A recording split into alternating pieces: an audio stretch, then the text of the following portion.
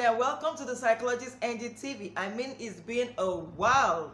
I missed every one of you. How are we all doing? There was nothing serious, it was just the pressure of work and I couldn't keep up anymore. But I kept getting all these lovely comments on some of my videos, my video on left-handed. If you haven't watched that, please check it out, and my video on insomnia. And I felt, oh, I'm making some kind of an impact and I must continue against all odds, and here I am.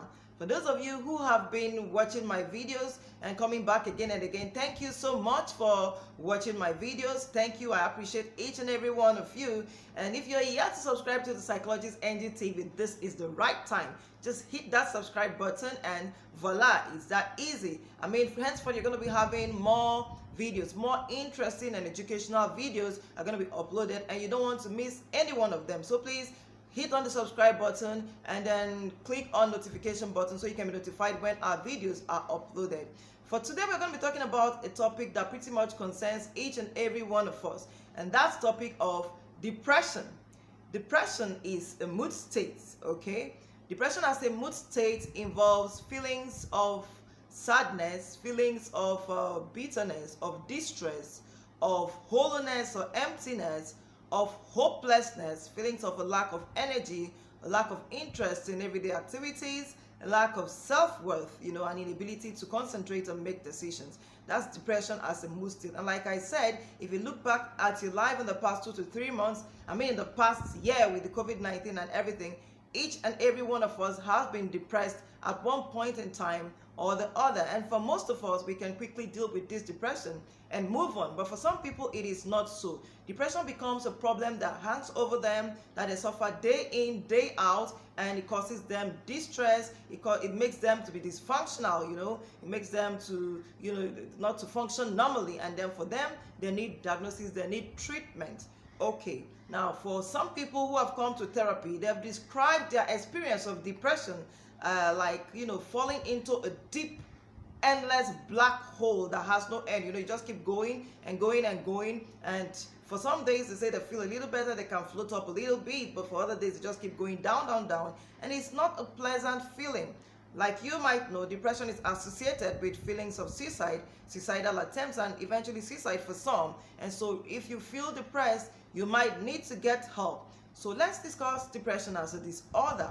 Now, depression from Diagnostic Statistical Manual 3 has been classified under the group of disorders known as mood disorders.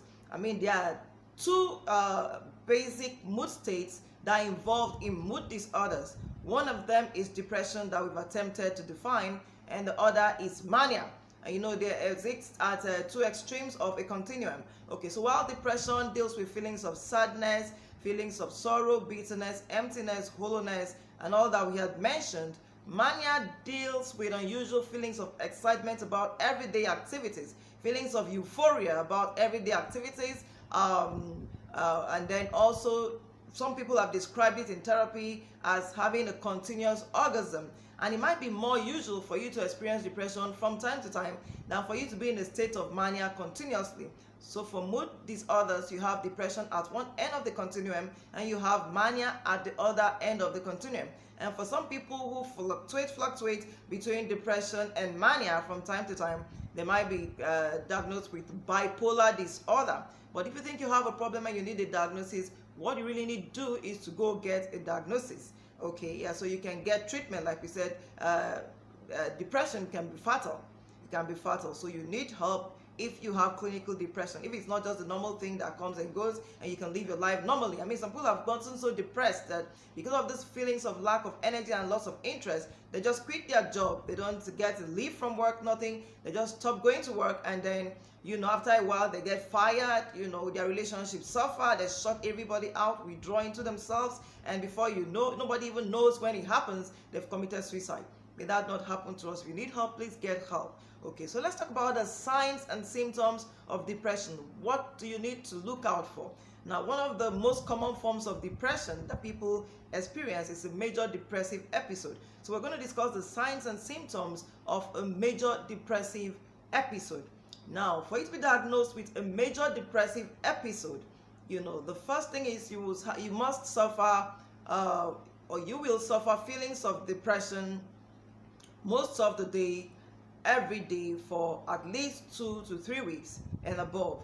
So for most of the day, every day, you feel all these feelings of sorrow, of bitterness, of hopelessness, of lack of energy, and all of that for most of the days for at least 2 weeks continuously. Okay, that's one of the signs and symptoms of depression. Another sign and symptom of depression is the lack of energy. So you lack of energy, fatigue, unusual fatigue, lack of energy. You feel this most of the time every day for about 2 to 3 weeks. Don't forget that all of these feelings have to be a deviation from the normal. This is not how you feel normally, but all of a sudden this begins to happen. There's a lack of energy, there's a fatigue, and you experience this day after day after day after day for at least 2 weeks and above. Okay, the third symptom of depression is a loss of interest and inability to feel pleasure. Now, this is quite important because depression does not only involve the presence of negative emotions, but it also the inability to feel positive emotions. So not only are you sad, are you empty, hopeless, you don't have energy, but you also do not feel pleasure or take any interest in everyday activities. So there's an inability to feel positive emotions. That could also be a sign of depression. Now, one other sign is weight loss or weight gain.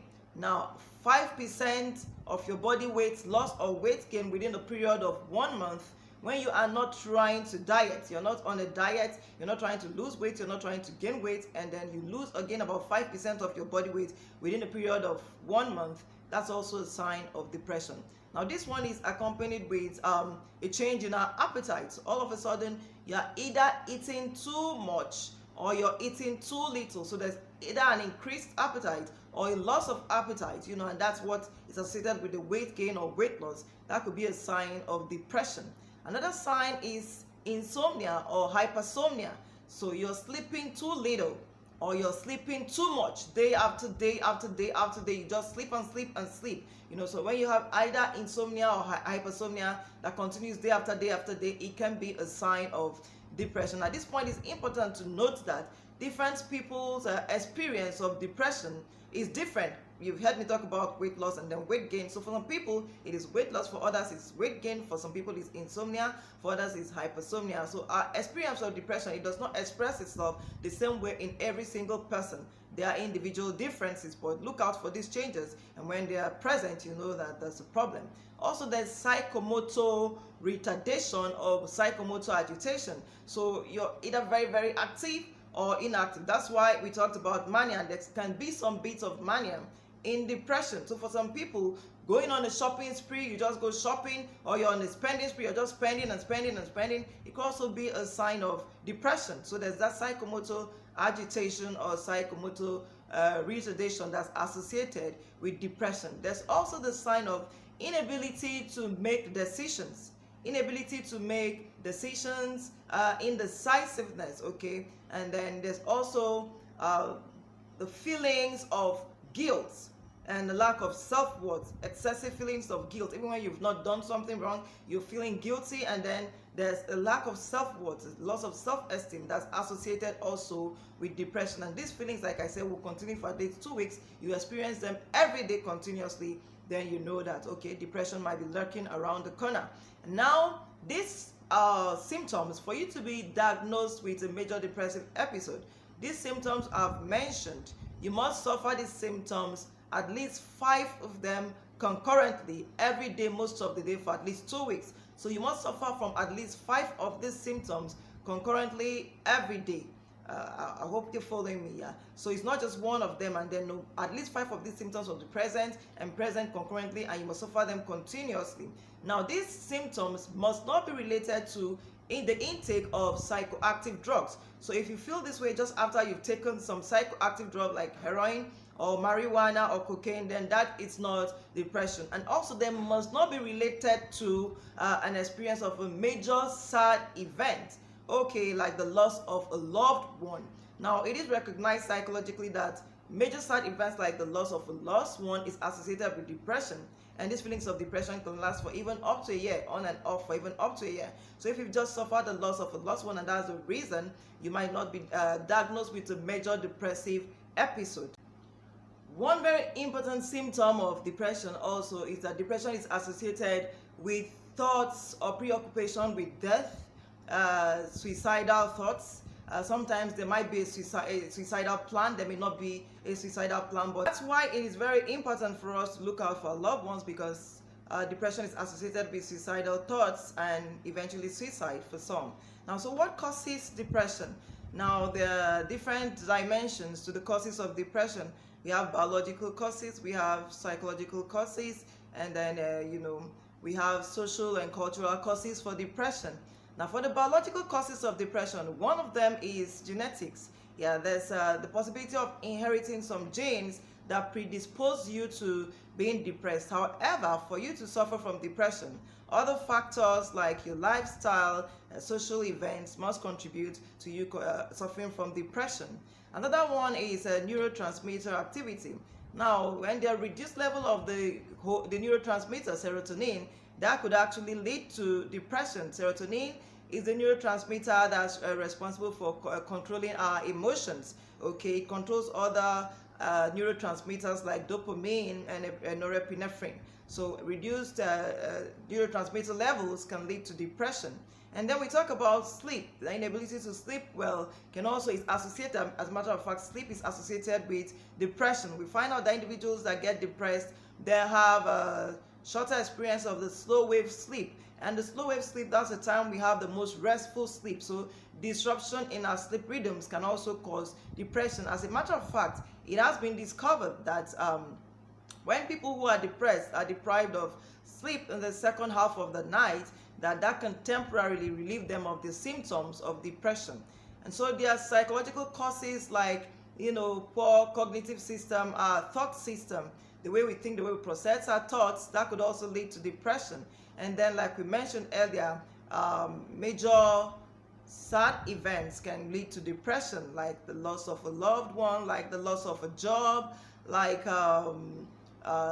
divorce, separation, and all of that can lead to depression. And then there are sociocultural issues like relationship problems in marriage. I mean, they're related. So these are some of the causes of depression. And talking about COVID-19 and depression, there are some factors associated with the whole COVID-19 pandemic that leads to depression. Maybe not clinical depression per se, but that leads to our experience of depression from time to time. And that can, as a matter of fact, rob us of some moments of happiness. COVID-19 came with reduced association, social interaction. And humans are social organisms. And so when you rob us of that part of our existence, we tend to get depressed from time to time. And then there's a loss of income and a loss of job that's been associated with the COVID-19 pandemic, reduced income, loss of jobs, and then loss of loved ones. That has also caused us depression in this COVID-19 times. So we are going to quickly look at the solutions for depression. I'll start with the solution for clinical depression. Now, if you've been clinically diagnosed with depression, remember, if you have the signs and symptoms, like I said, occurring concurrently, day after day, you feel depressed, please go see a psychotherapist, go get a diagnosis and get treatment and get help. There can be help for depression. You don't need to suffer all alone, okay? And so for those who are clinically depressed, they can be treated using antidepressants. There are a whole range of them, and they can help you deal with your depression. And it's also good for you to accompany your use treatment with antidepressants with some psychological treatment methods, as we believe that continuous use of antidepressants may not be too good for you. So if you are clinically depressed, antidepressants will do. In some cases, electroconvulsive therapy might be the answer. But I mean, you don't need to deal or try to treat your depression on your own. You don't need to try to self-prescribe. Go get a diagnosis and get treatment and help from a professional. That's for those who have clinical depression, who have people around them who you suspect might be suffering from clinical depression.